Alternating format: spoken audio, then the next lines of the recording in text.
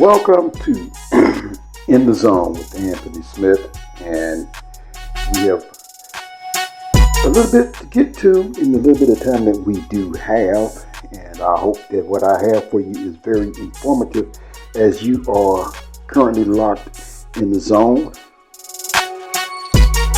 So let's just get on right into this, coming from Yahoo Sports. Courtesy of the Clarion Ledger, Deion Sanders made a list of HBCU players who should be drafted. So let's take a look at where they landed.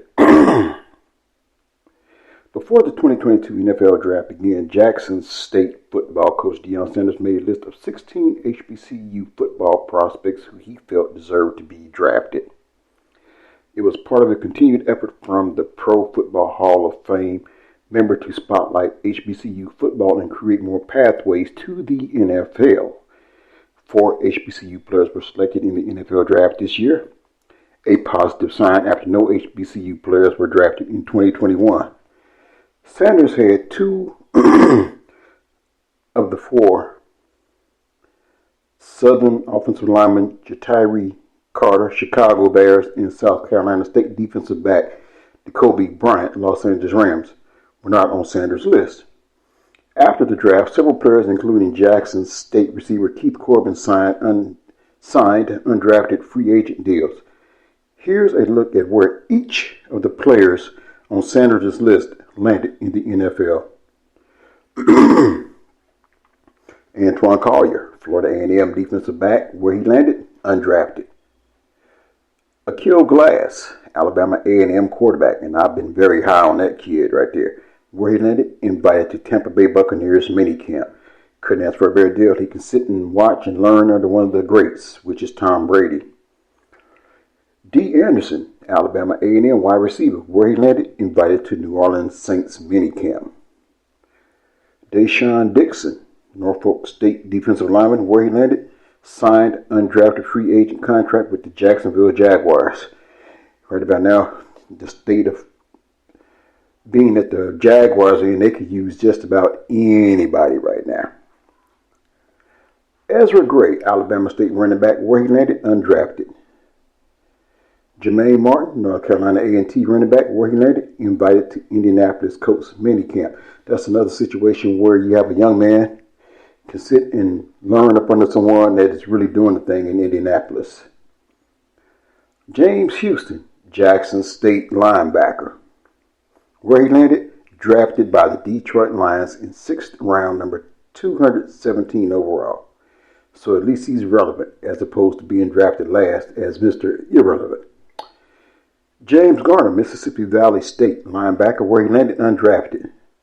Joshua Williams, Fayetteville State defensive back, where he landed, drafted by Kansas City Chiefs in 4th round, number 135 overall. Keenan Forbes, Florida A&M offensive lineman, where he landed, invited to Seattle Seahawks minicamp. Keith Corbin, Jackson State wide receiver, where he landed, signed undrafted free agent contract with Buffalo Bills. It's amazing some of these young players that they're getting and where they're going to. They're getting to a system or invited to a camp where they can learn under some that are already established, which gives them a couple of years along. Who knows? Some of them may end up in the USFL, some may end up in the XFL. But I think the USFL compared to the XFL is probably the route you would want to take if you don't get an NFL deal. That way you can work your way back into NFL graces. Shamar Bridges, Fort Valley State wide receiver, where he landed, invited to Baltimore Ravens minicamp. Tevin Singleton, Bowie State defensive back, where he landed, undrafted. Will Adams, Virginia State defensive back, where he landed, invited to Atlanta Falcons minicamp. Brian Moore, Alabama A&M wide receiver, where he landed, undrafted. So there you have a list of the names of some of the HBCU players who either got invited or they were undrafted and maybe drafted in later rounds. The fact of the matter is, whether you were drafted in late rounds or whether you had an opportunity to get invited to a camp, means that Deion Sanders' work is not going in vain. and he is most definitely sounding the whistle for the HBCU brand. And we have some more to get to, as we have some Brittney Griner news. WNBA planning Brittney Griner tribute and fans react. The WNBA plans on honoring Brittney Griner with a special tribute this upcoming season. According to a report, the WNBA will place floor decals on the home court of all 12 teams displaying Griner's initials and her number 42. Ironic. League 42, that's a local league here in Wichita, Kansas, where I am doing this podcast from. League 42 commemorates Jackie Robinson, who wore the number 42. How ironic. According to the report, the WNBA will place floor decals on the home court of all 12 teams displaying Griner's initials and her number 42. Griner has been detained in Russia since February 17. She was detained after officials at a Moscow airport found hashish oil in her luggage. This is a touching tribute by the WNBA. However, fans are wanting the association to do more to bring her home. I really hope she comes home soon, and there are numerous tweets on here. I'm not going to get to all those tweets, but you get the picture. People want her home. I want to see Brittney Griner at home. I would like to know if she's okay. What is the WNBA doing to help her? Brittney Griner, we admire your passion for the game of women's basketball and continue to pray for your safe return home. Serious question. Has any politician even said Brittney Griner's name? Are there any ongoing diplomatic efforts to free her? How is this still happening? And that came from Ben Conant at Ben Conant MLT. That's his Twitter handle. All this well and good, but I want her home safe with her loved ones. That's coming from Ashley J. Taria at all_n_yo_tweets. So there is a public crying out for Brittney's freedom as opposed to the tributes. The tributes as well, but we want her home. Pretty much is what the general public that is tweeting and having their comments is saying. It says, we send our well wishes to Brittney Griner during this troubling time. Hopefully she gets to come home soon. The WNBA, meanwhile, will honor her throughout the upcoming season. So, what is your take on all of this? Are our politicians doing enough to free Brittney? Trust me, at the end of this podcast, there will be a hashtag in my disclosure or in my description of this podcast, and the hashtag will be Free Brittney G42, and I would like for y'all to get on that same bandwagon. Here's another story involving Deion Sanders. This report courtesy of 24/7 Sports. Deion Sanders on Jordan Addison situation, alleged NCAA transfer portal tampering. Jackson State coach Deion Sanders provided college football fans with a closer look at the game's ever-changing landscape involving the NCAA transfer portal and alleged tampering that happens as a result of no rules or regulations for player acquisitions. With news of Pittsburgh wideout Jordan Addison potentially leaving the Panthers to the highest bidder thanks to name, image, and likeness deals, Sanders cautions where to point the blame. First of all, if he's been offered $2 million, that means they got it. That's not the kid's fault whatsoever, Sanders said in a conversation with 24/7 Sports recruiting analyst Carl Reed this week. But he should be looking at, where is this going to take me? Is the quarterback there? Is the system there? Is the environment there? Am I going to be happy? You can be rich and very unhappy. I've been that before. That young man has to understand the complexity of the whole package. It can't get to bidding wars for young kids who really ain't done nothing yet. Reports of widespread tampering are misguided, Sanders said. From a coach's perspective, Sanders says, players signing mega NIL deals to leave their current programs for others, with representatives fielding offers and moves on from there. NIL payment reportedly was a factor in TCU transfer O'Shawn Mathis deciding over the weekend to choose Nebraska over Texas, while the Longhorns had to hold on to one of their own best players, Xavier Worthy, after he was offered a sizable deal from another suitor. Nah, I don't think it's tampering. What's happening is many of the high school coaches that coach these young men are reaching out on their behalf well before they enter the portal, Sanders said. The deal is complete. By the time they hit the portal, they already know where they're going. That's how it goes down. I'm just being straight up with you. It's somebody that knows their kid calling somebody like us and saying, you know what, such and such about to jump in the portal this Thursday. Check out his film and tell me if you like him. Sanders said the creation of NIL was a step in the right direction for players, but it's morphed into something far more sinister. College football's lack of parity at the top of the food chain has been an issue for years, and now the deep-pocketed elites have the power to essentially buy who they want out of the transfer portal every offseason. I like it. I love for these guys to be able to be paid for their name, image, and likeness, but it's becoming free agency, and if you don't have it, you're not going to be able to compete, Sanders said. It's just another way to keep the schools that don't have the proper funding down. First of all, I'm not giving a kid nothing like that. I want you to focus on the NFL, not the NIL. If you ball out, you prepare yourself for the NFL. If you get comfortable and you've already got a meal coming, man, come on. How hungry are you going to be to go out there and work and go get it? We can't lose the fact that these are young men. They've got to stay hungry and invested. When a kid says to me, Coach, how about that pay-per-click? Sunday was the deadline for players to enter the transfer portal for the current academic year before a 3-month halt. The portal reopens August the 1st. So there, Deion Sanders had quite a bit to say in regards to this transfer portal. Tell you what I'm going to do. When I come back, I'm going to have some more news for you. But in the meantime, I'm going to take a pause, and I'll come back at you on the other side of In the Zone with Anthony. So stay tuned. You're locked and loaded in the zone.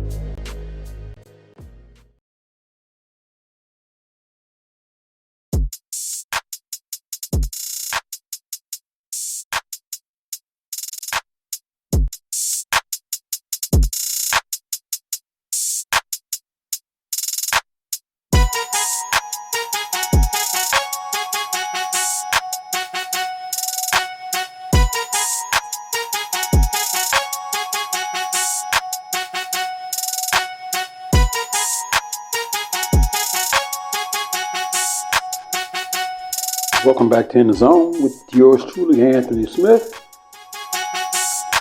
For what will probably be my last segment, as I must get ready to vamp up out of here and get to my job. But there is a story of interest, courtesy of Cowboy Maven, and it is centered around the suspension of DeAndre Hopkins. DeAndre Hopkins suspended, and the question is, should the Cardinals sign Cowboys ex-Dez Bryant? Interesting. Is there any room for Dez here? There? He's immersed himself in business interests and in family, but he keeps putting in the work just in case. Dez Bryant continues to work out as if he plans to make an NFL return. Meanwhile, DeAndre Hopkins, for the first 6 games of the 2022 season anyway, isn't quite working out at all, despite the fact he has not played in the NFL since 2020. The former Dallas Cowboys star still thinks about playing, and at 33, what Bryant thinks about in terms of joining one team in particular is the Arizona Cardinals. Should the Cards take him up on it? Kyler, the coach. I love the swagger over there. The 3-time Pro Bowler tells TMZ Sports. I just love the guys, especially DeAndre Hopkins. That's my boy. We're real close. But now Hopkins isn't anybody's guy as he's been suspended to start the season due to a PED violation. Moving on without him for a time, Kyler Murray is the QB. The coach is Cliff Kingsbury. Both of them are Texas guys, as is Bryant, who did not suit up for any team last season after appearing in 6 games with the Baltimore Ravens in 2020. In those 6 games with Baltimore, Dez caught 6 passes for 47 yards and 2 touchdowns. Does Phoenix need another pass-catching target? It could have been argued that the Cardinals might be fairly set up with their top 3 wideouts, especially after this NFL draft weekend's trade with the Baltimore Ravens to get Hollywood Brown. Hopkins, Hollywood, and A.J. Green figure to top the depth chart, and Arizona also has 2021 second-round pick Rondale Moore, 2019 second-rounder Andy Isabella, and undrafted free agent Antoine Wesley on the roster. But now, no Hopkins. Is there any room for Dez there? He's immersed himself in business interests and in family, but he keeps putting in the work just in case.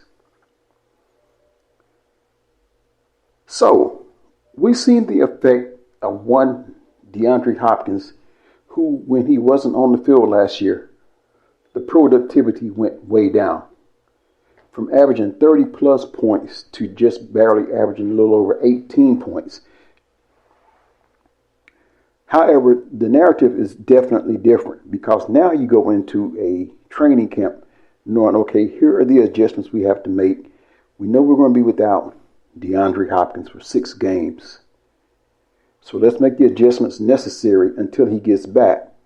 So does adding Dez Bryant make any sense, especially since he hasn't played since 2020? Maybe he can fill a roster spot. Maybe he can be a decoy. But since 2020, and here we are going into 2022, and as you've seen what his stats were, 47 yards, 6 catches, 2 touchdowns. Not really nothing to write home about. But then again, maybe if you put him on the field, with all the attention that the other receivers have, he can get what I would basically call garbage stats. Nobody would expect him to do much. And your attention is still going to be on Hollywood Brown, A.J. Green, and some of the other aforementioned wideouts that get on the field. So maybe it's a situation where, yes, bring him into camp. Let's see what he can do. Maybe he's one of those, I call it garbage stats guys, but maybe he's one of those fly under the radar type guys. You be the judge. Should the Cardinals find a spot for Dez, at least for the first 6 games? But then again, what do you do after that? We've seen what he has been in the media, especially being very critical of situations with Dallas. Could he bring that same mentality to the locker room after DeAndre Hopkins gets back and he's no more than an afterthought? I guess the question remains is the risk worth the reward? You be the judge of that. I'm not the one that have to deal with that. That's the Cardinal situation. Only the Cardinals knows what's best for them. Backing up to my last segment where we basically had the comments of Deion Sanders in a written report, I was listening to the Doug Gottlieb show, and Doug said it like this. He says, yes, he agreed that to a certain aspect it's like free agency, but at the same time it isn't. In free agency, you earn your next deal. In most cases in college, you get a deal, things don't work out, you pack up, you hit the transfer portal, you go to the next school, you play right away, repeat the cycle all over again. Most of these guys haven't earned that free agency. Case in point, kid coming into Alabama, Bryce Young. He basically had $1 million or darn near close to it and hadn't even touched in Alabama football, let alone touched Legion Field. Of course, it turns out he was a pretty good deal. Doug Gottlieb also said something else. He said that the college culture is supposed to be where you create a culture between coach, player, booster. You have but when he said booster, and that kind of threw me off because the boosters is what these coaches was trying to keep away from the players. Anybody remember the movie Blue Chip? Nick Nolte is the coach. What was that term? Friends of the program. I believe it was the booster that had friends of the program that was funneling cash to these players under the table. Kind of like the rich get richer and the poor, well, we got our thumbs on you. NIL to me doesn't just affect college football. It just so happens college football is the mega money maker. NIL also affects college basketball. Where am I at? I'm in Wichita, Kansas. Have I seen the effects of it? Yes, I have. We just had a mass exodus. But we got one kid back. Why? Because he signed an NIL deal, which also gives him a car. Could that also be the reason that we didn't get one player back who is listed his top 6 choices? And Wichita State is not one of them. Yes, I'm talking about Ricky Council IV. How about also on that list of his potential landers? Kansas University. Talking about stirring the pots. Can you imagine Ricky Council in a Jayhawk uniform? Wichita State fans, brace yourself. It could very well happen. Could it be that because of the deal that Craig Porter signed to get him back, that also sealed the deal as far as getting Ricky Council back? It remains to be seen. Anyway, my time has come to a close. It is time for me to get out of here. But I hope these 20 plus minutes you have found very informative. I hope you have enjoyed being locked in the zone. Until the next time, always stay locked in the zone.